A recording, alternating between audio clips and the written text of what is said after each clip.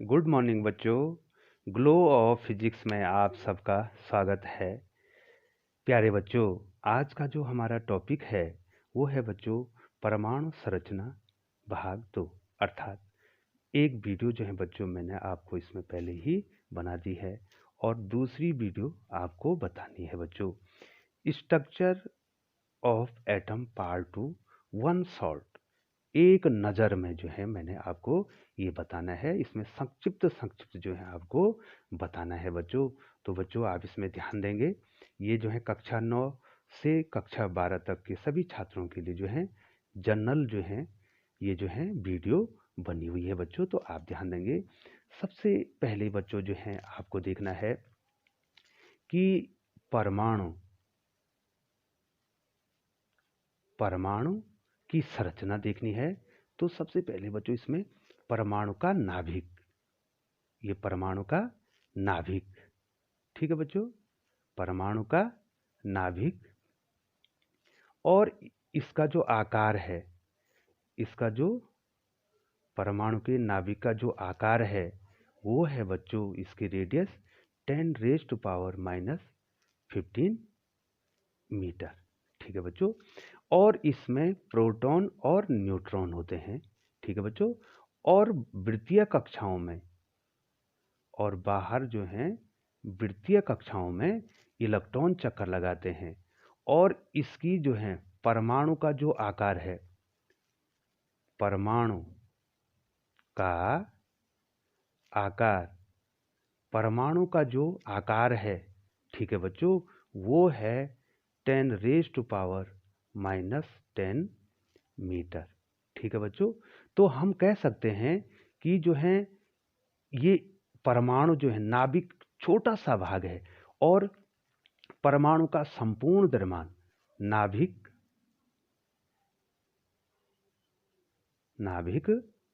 परमाणु का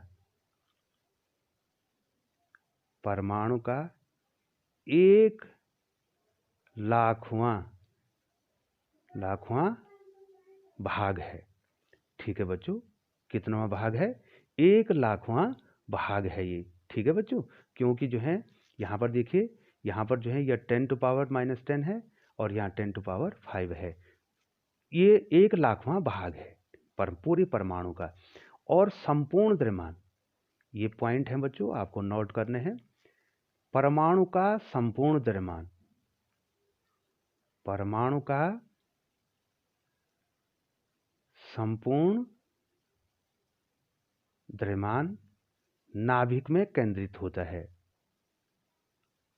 नाभिक में केंद्रित होता है, केंद्रित होता है, ठीक है बच्चों। और इलेक्ट्रॉनों का जो बाहर वृत्तीय कक्षाओं में चक्कर लगा रहे हैं बच्चों, उनका द्रव्यमान लगभग क्या माना जाता है? नगण्य माना जाता है बच्चों, ठीक है बच्चों। अब जो है अब आपको बताना है कि परमाणु के क्या होंगे? 3 मूल कण होंगे। मूल कण, परमाणु के 3 मूल कण होंगे, ठीक है बच्चों। कितने कण हो गए? मूल कण 3 कण हो गए। एक हो गया बच्चों नाभिक में, क्या हो गया? प्रोटॉन, ठीक है, और न्यूट्रॉन। नाभिक में तो प्रोटॉन और न्यूट्रॉन होगी, ठीक है बच्चों। और वृत्तीय कक्षाओं में क्या घूम रहे हैं? वृत्तीय कक्षाओं में क्या घूम रहे हैं बच्चों? इलेक्ट्रॉन। वृत्तीय कक्षाओं में इलेक्ट्रॉन क्या कर रहे हैं बच्चों? चक्कर लगा रहे हैं, ठीक है बच्चों। अब बच्चों जो हैं यहाँ पर जो है बच्चों, अब जो है इन पे आवेश कितना होता है, अब इनकी सबसे पहले खोज। अब मैं आपको एक नज़र में खोज के बारे में इनकी बता देता हूँ। सबसे पहले प्रोटॉन, प्रोटॉन की खोज, प्रोटॉन की खोज।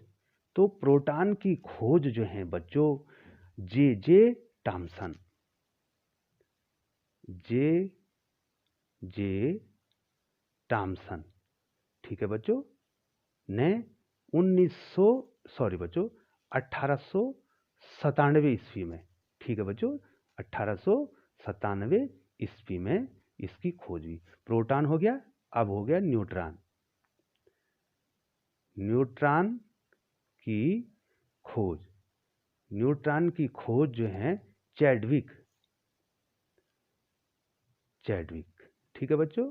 न्यूट्रॉन की खोज किसने की? चैडविक ने की 1932 ईस्वी में न्यूट्रॉन की खोज हुई बच्चों। उसके बाद इलेक्ट्रॉन, इलेक्ट्रॉन की खोज, इलेक्ट्रॉन की खोज, सॉरी बच्चों यहाँ पर थोड़ा सा यहाँ पर मिस हो गया, ये इलेक्ट्रॉन की है बच्चों, ठीक है बच्चों, ये प्रोटॉन की नहीं है, इलेक्ट्रॉन की खोज, सॉरी बच्चों कभी गलती हो जाती है, आप माफ कर देंगे बच्चों, ठीक है। इलेक्ट्रॉन की खोज जे टॉमसन ने बच्चों, ठीक है बच्चों, 1897 में। न्यूट्रॉन की खोज चैडविक ने, और प्रोटॉन की खोज यहाँ पर मिस हो गया था बच्चों, प्रोटॉन की खोज जो है रदरफोर्ड ने बच्चों, ठीक है बच्चों, रदरफोर्ड ने की थी बच्चों 1919 में, जब उन्होंने अल्फा प्रकीर्णन किया था बच्चों, ठीक है बच्चों। तो बच्चों ये होगी खोज, ये हो गए मूल कण, ठीक है बच्चों, वन शॉट में आपको देखना है, ठीक है बच्चों। अब आवेश, मूल कणों पर आवेश,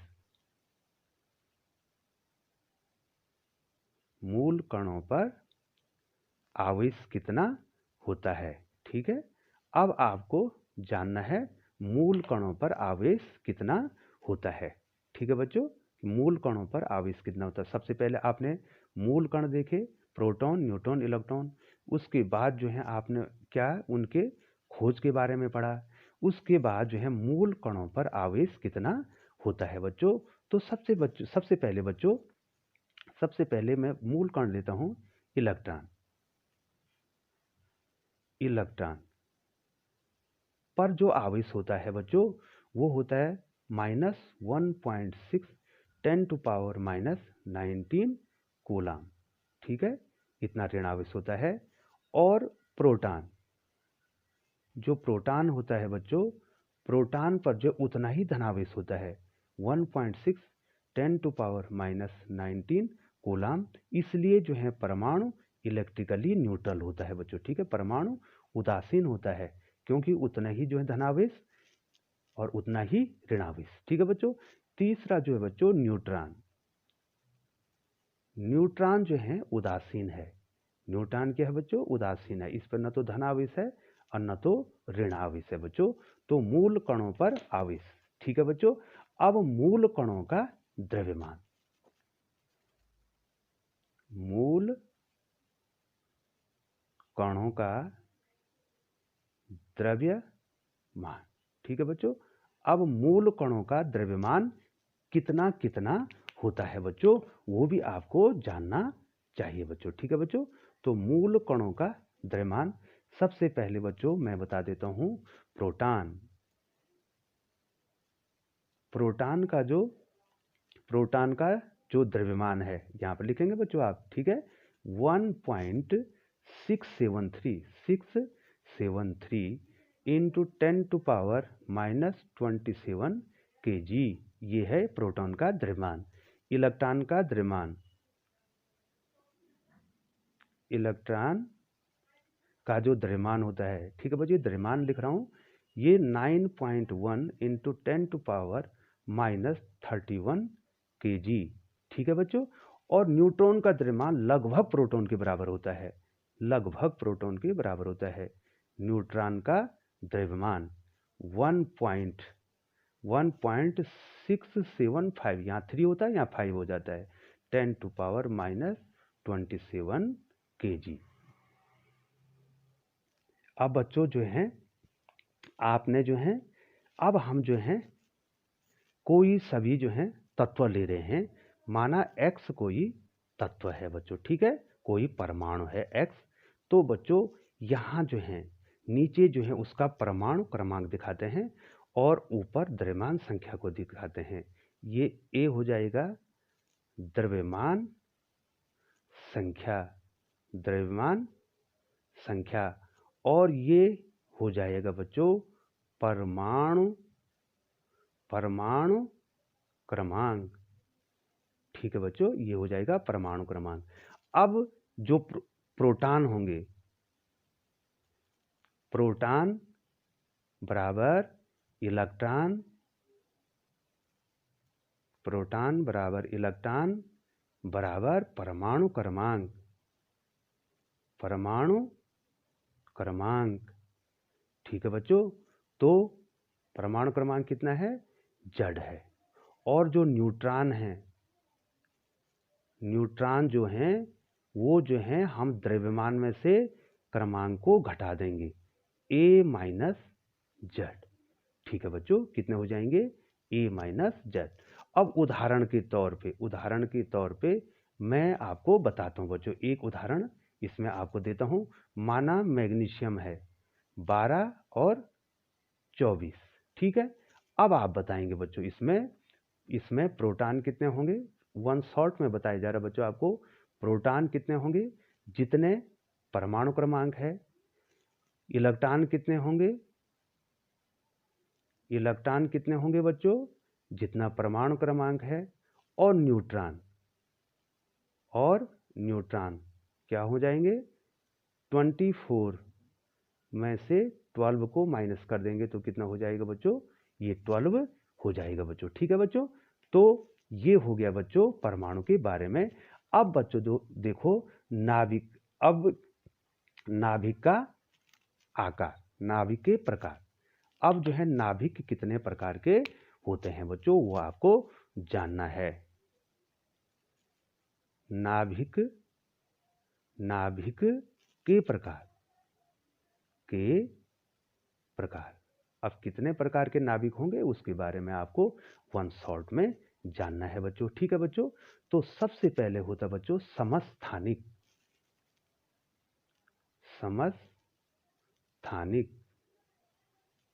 या इसको समप्रोटोनिक भी कहा जाता है, समप्रोटॉनिक। ठीक है बच्चों, क्या कहा जाता है? समप्रोटॉनिक भी कहा जाता है। आइसोटोप, या इसको बोलेंगे आइसोप्रोटॉन। ठीक है बच्चों, अब देखो बच्चों समस्थानिक क्या होते हैं। तो बच्चों समस्थानिक क्या होते हैं? एक ही तत्व के हुए परमाणु जिनका परमाणु क्रमांक तो समान होता है लेकिन बाहर क्या होता है? अलग अलग होता है बच्चों। ठीक है बच्चों, तो देखिए बच्चों परमाणु क्रमांक तो सब होगा, एक ही तत्व होगा और परमाणु क्रमांक समान होगा और बाहर क्या होगा? अलग होगा। तो यहाँ देखिए बच्चों एक उदाहरण, हाइड्रोजन एक तत्व है। ये देखो बच्चों हाइड्रोजन एक तत्व है, उसके समस्थानिक H11, H12 और H13। तो यहाँ पर क्या है बच्चों? ये क्रमांक क्या है इसका? समान है। ठीक है, और बाहर क्या है? अलग अलग है।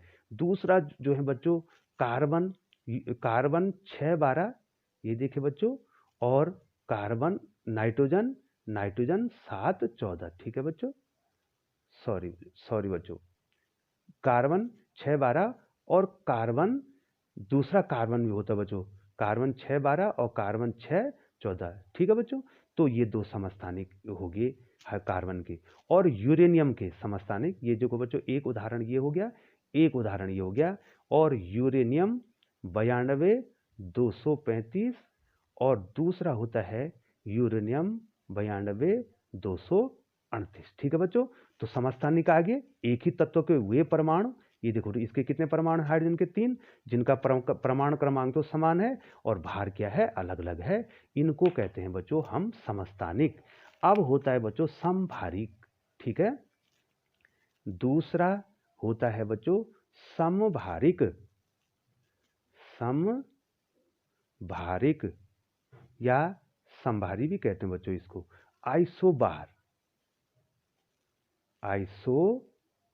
आइसोबार्स। ठीक है बच्चों, तो ये भिन्न भिन्न तत्व होते हैं बच्चों, ये एक ही तत्व न होके ये भिन्न भिन्न तत्व होते हैं। ठीक है, जैसे ऑर्गन और कैल्शियम ले लिया बच्चों मैंने। ठीक है बच्चों, ऑर्गन और कैल्शियम हमने यहाँ पे ले लिया बच्चों। जैसे ऑर्गन का कितना है बच्चों? 18 और 40, और कैल्शियम का है 20 और 40। ठीक है बच्चों, तो देखिए बच्चों यहाँ पर क्या हो रहा है? भिन्न भिन्न तत्व, एक ऑर्गन है और एक कैल्शियम है, भिन्न भिन्न तत्वों के वे परमाणु जिनका क्या समान है? परमाणु द्रव्यमान, परमाणु भार समान है और परमाणु क्रमांक क्या है बच्चों, उनके अलग अलग हैं बच्चों। ठीक है बच्चों, तो ये हो गया समभारिक। और तीसरा नाभिक जो होता है बच्चों, उसको कहते हैं समन्यूट्रॉनिक। समन्यूट्रॉनिक।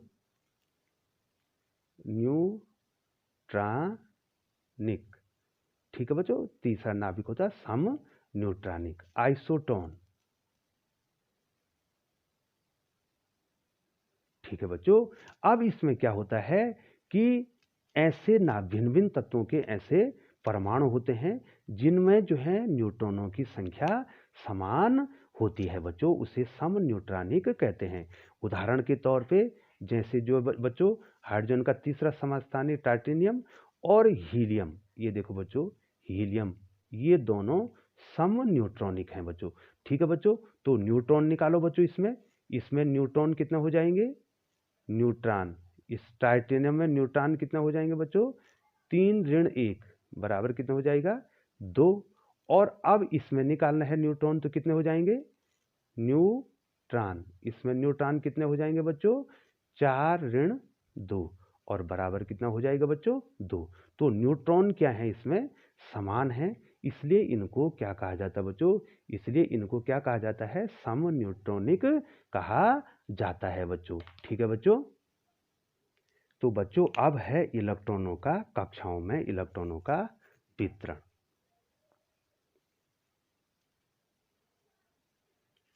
कक्षाओं में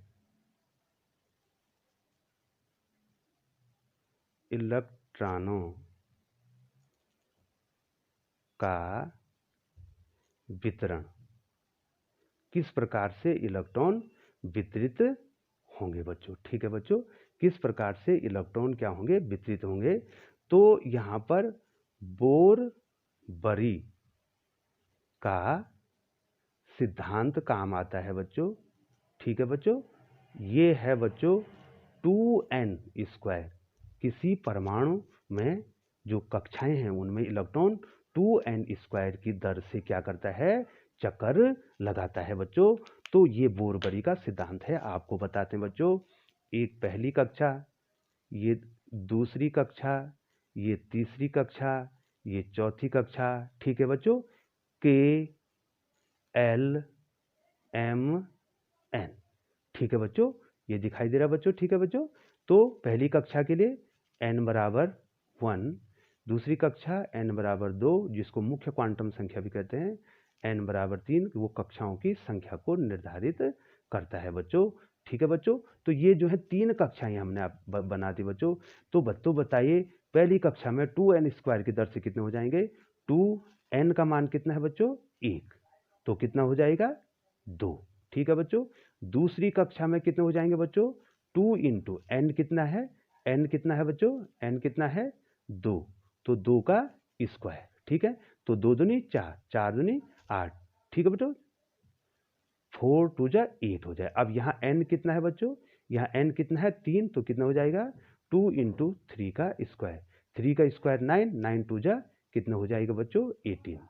और यहाँ पर कितना हो जाएगा बच्चों, 2 इंटू 4 का स्क्वायर, 4 का स्क्वायर कितना हो जाएगा बच्चों, 16, 2 जा 32। तो किस प्रकार से इलेक्ट्रॉन बढ़ते हैं बच्चों, कक्षाओं में किस प्रकार से इलेक्ट्रॉन बढ़ते हैं, 2, 8, 18 और 32 इलेक्ट्रॉन बढ़ते हैं बच्चों।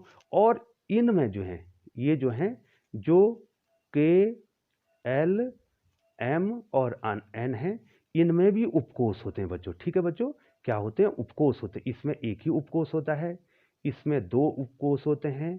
ठीक है, इसमें 3 उपकोष होते हैं SPD, और इसमें 4 उपकोष SPDF। ठीक है बच्चों, और यहाँ पर ध्यान देना बच्चों, S में 2 इलेक्ट्रॉन रहते हैं, P में 6 इलेक्ट्रॉन, ठीक है, और D में 10 इलेक्ट्रॉन, और F में 14 इलेक्ट्रॉन रहते हैं बच्चों। ठीक है, क्या बताया बच्चों मैंने, S में कितने इलेक्ट्रॉन हैं, 2, P में कितने इलेक्ट्रॉन हैं, 6, D में कितने इलेक्ट्रॉन हैं, 10, और F में कितने इलेक्ट्रॉन हैं बच्चों, 14।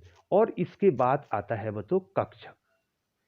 कक्षकों का नाम भी वही है। ठीक है बच्चों, ठीक है बच्चों, कक्षक SPDF। ठीक है बच्चों, कक्षक का नाम भी वही है, लेकिन एक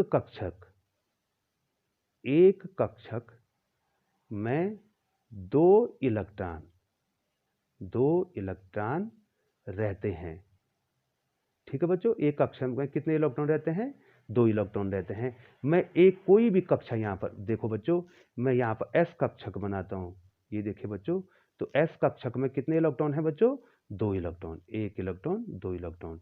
ठीक है बच्चों, तो ये एस में कितने इलेक्ट्रॉन हो गए? 2 इलेक्ट्रॉन। अगर मैं पी को बनाना चाहूँ तो पी में कितने हो जाएंगे बच्चों? कुल इलेक्ट्रॉन कितने हैं पी में 6 हैं, तो कितने कक्षक हो जाएंगे बच्चों? 3 कक्षक हो जाएंगे। कितने? 3 कक्षक हो जाएंगे इस प्रकार से। ठीक है बच्चों, 2 इलेक्ट्रॉन यहाँ रहेंगे, 2 इलेक्ट्रॉन, 2 इलेक्ट्रॉन। और डी में कितने हो जाएंगे बच्चों? डी में 5 कक्षक हो जाएंगे। ठीक है बच्चों, 1 2 3 4 एंड 5। ठीक है बच्चों, 2 इलेक्ट्रॉन, दो यहाँ जो पी में क्या है, ये देखिए 2 इलेक्ट्रॉन यहाँ, 2 इलेक्ट्रॉन यहाँ और 2 इलेक्ट्रॉन, तो पी में कितने हो गए? 6 हो गए। डी में कितने इलेक्ट्रॉन रहेंगे बच्चों? डी में कितने इलेक्ट्रॉन रहेंगे? 10 इलेक्ट्रॉन। ठीक है, और एक कक्षक में कितने इलेक्ट्रॉन हैं बच्चों? एक कक्षक में कितने इलेक्ट्रॉन हैं बच्चों? 2 इलेक्ट्रॉन हैं बच्चों। तो बच्चों इस प्रकार से हमने इलेक्ट्रॉनों का वितरण भी आपको बता दिया है बच्चों। अब बच्चों है नाभिक का स्थायित्व। नाभिक का स्थायित्व, नाभिक का स्थायित्व, स्टेबिलिटी ऑफ न्यूक्लियस। ठीक है बच्चों, तो बच्चों जो है न्यूक्लियस 2 प्रकार के होते हैं। न्यूक्लियस 2 प्रकार के होंगे। पहला होगा स्थायी, और दूसरा जो प्रकार होगा बच्चों वो होगा अस्थायी। ठीक है बच्चों, तो बच्चों ध्यान देना है, ये इस बात पर निर्भर करता है कि नाभिक में प्रोटॉन और न्यूट्रॉनों का रेशियो क्या है बच्चों। इस प्रकार से नाभिक हो गया, ये प्रोटॉन है और ये न्यूट्रॉन है। ठीक है बच्चों, यदि n अपॉन p का मान छोटा होता है 1.5 से, 1.5 से, तो ये अस्थाई होते हैं बच्चों। ये नाभिक क्या होते हैं?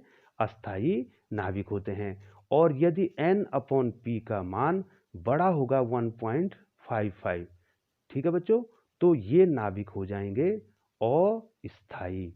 ठीक है बच्चों, ये नाभिक क्या हो जाएगा? अस्थाई हो जाएगा बच्चों। ठीक है बच्चों, तो यहाँ पर कोई सभी एक एग्जाम्पल ले सकते हैं, उदाहरण के तौर पर एक उदाहरण ले सकते हैं। जैसे बच्चों मैं कैल्शियम 20 और 40 का ले देता हूँ बच्चों। ठीक है बच्चों, तो बताइए बच्चों प्रोटॉन कितने हैं? 20, ये देखिए 20, और न्यूट्रॉन कितने हैं बच्चों? 20। तो n अपॉन पी कितना है बच्चों? n अपॉन पी कितना है? 20/20 बराबर 1, तो अस्थाई नाभिक हो गया। ठीक है बच्चों, उसी प्रकार से मैं यूरेनियम 92 235 ले लेता हूँ बच्चों। ठीक है बच्चों, तो यहाँ पर प्रोटॉन कितने हो जाएंगे? प्रोटॉन हो जाएंगे 92, और इलेक्ट्रॉन कितने हो जाएंगे? 235 में से 92 माइनस कर दो बच्चों, ये 3 हो जाएगा बच्चों, और ये 4 और ये 140, ये न्यूट्रॉन हो जाएंगे 143। तो जब जो है बच्चों, जब आप क्या करेंगे, n अपॉन पी इसके लिए निकालेंगे, तो 143 डिवाइडेड बाई 92, तो ये कितना आएगा बच्चों? 1.55 से क्या आएगा? बड़ा आएगा। तो ये क्या हो जाएगा? अस्थाई नाभिक हो जाएगा बच्चों। अब बच्चों जो है आपको ये बताना है कि नाभिक के निर्माण में, जब नाभिक बनता है प्रोटॉन और न्यूट्रॉन के द्वारा, जब नाभिक बनता है तो एक द्रव्यमान क्षति होती है बच्चों। जो नाभिकीय द्रव्यमान क्षति, नाभिकीय द्रव्यमान क्षति। ठीक है बच्चों, नाभिक के बनने में जो है क्या होता है? द्रव्यमान में क्षति होती है। ठीक है बच्चों, जब प्रोटॉन और न्यूट्रॉन के द्वारा नाभिक बनता है तो द्रव्यमान में क्षति हो जाती है बच्चों। तो यहाँ पर क्या होता है? जो परमाणु का वास्तविक द्रव्यमान है, ठीक है बच्चों, परमाणु का वास्तविक द्रव्यमान मान लीजिए बच्चों इसको मैं M1 लिख देता हूँ, ठीक है। और न्यूक्लियनों का द्रव्यमान, ध्यान रखना बच्चों, न्यूक्लियन किसको कहते हैं? प्रोटॉन और न्यूट्रॉनों को न्यूक्लियन कहते हैं। न्यूक्लियन, न्यूक्लियनों का द्रव्यमान, मान लीजिए बच्चों मैं मान देता हूं M2, तो ये ज्यादा हो जाता है, ठीक है। ठीक है बच्चों, परमाणु का जो वास्तविक द्रव्यमान है वो न्यूक्लियनों के द्रव्यमान से कम हो जाता है, और यही क्षति जो है द्रव्यमान क्षति कहलाती बच्चों, ठीक है बच्चों। और ये जो है, ये जो द्रव्यमान है वो एनर्जी में बदलता है बच्चों, आइंस्टीन के E=mc² के अनुसार, और वही उसकी बाइंडिंग एनर्जी होती है। तो द्रव्यमान क्षति कितनी हो जाएगी बच्चों? परमाणु का वास्तविक द्रव्यमान न्यूक्लियन के द्रव्यमान से कम हो गया, तो ये ज्यादा है, M2 ज्यादा है और M1 क्या है? कम है। तो द्रव्यमान क्षति कितनी हो जाएगी? M2 - M1, इतना द्रव्यमान क्षति हो जाएगी बच्चों, ठीक है बच्चों। मान लीजिए बच्चों ये 100 है और ये 99 है, तो ये कितना 1 हो जाएगा बच्चों, ठीक है। और इसमें जो ऊर्जा निकलेगी बच्चों, बंधन ऊर्जा, या इसकी जो ऊर्जा होगी बच्चों, बंधन ऊर्जा, बाइंडिंग एनर्जी, बंधन ऊर्जा E=mc² के अनुसार, तो डेल्टा M c², तो कितना हो जाएगा बच्चों? यहाँ पे डेल्टा M की जगह कितनी है बच्चों? M2 - M1 इंटू c², जो कि बच्चों आपको सॉल्ट में मैंने आपको ये बता दिया। ठीक है बच्चों, तो बंधन ऊर्जा क्या है? बंधन ऊर्जा क्या करती है? वह न्यूनतम ऊर्जा, वह न्यूनतम ऊर्जा, वह न्यूनतम ऊर्जा जिससे हम क्या करें, जो न्यूक्लियनों को, न्यूक्लियानों, जो न्यूक्लियानों को क्या कर सके बच्चों? अलग अलग कर सके, अलग अलग कर सके, ठीक है बच्चों। हमने क्या करनी है, नाभिक को, परमाणु को इतनी ऊर्जा, नाभिक को इतनी ऊर्जा देनी है कि वो क्या कर दे, वो ऊर्जा क्या कर दे, प्रोटॉन और न्यूट्रॉन को अलग कर दे। अर्थात प्रोटॉन और न्यूट्रॉन को क्या बोलते हैं? न्यूक्लियन बोलते हैं। तो उनको अलग करने के लिए हमको क्या देनी पड़ेगी? एक न्यूनतम ऊर्जा देनी पड़ेगी बच्चों। तो प्रत्येक जो तत्व हैं, परमाणु हैं, उनके नाभिक की बाइंडिंग ऊर्जा जो है सबकी क्या होती है? अलग अलग होती है बच्चों। तो जिस नाभिक की बाइंडिंग ऊर्जा कम होगी तो उसको आसानी से तोड़ सकते हैं, और जिसकी बाइंडिंग ऊर्जा जो है ज़्यादा होगी तो उसको तोड़ने के लिए हमको ज़्यादा ऊर्जा देनी पड़ेगी बच्चों। तो बच्चों बहुत बहुत धन्यवाद, जो है आपने जो वन सॉल्ट को एंजॉय किया। Once again thank you.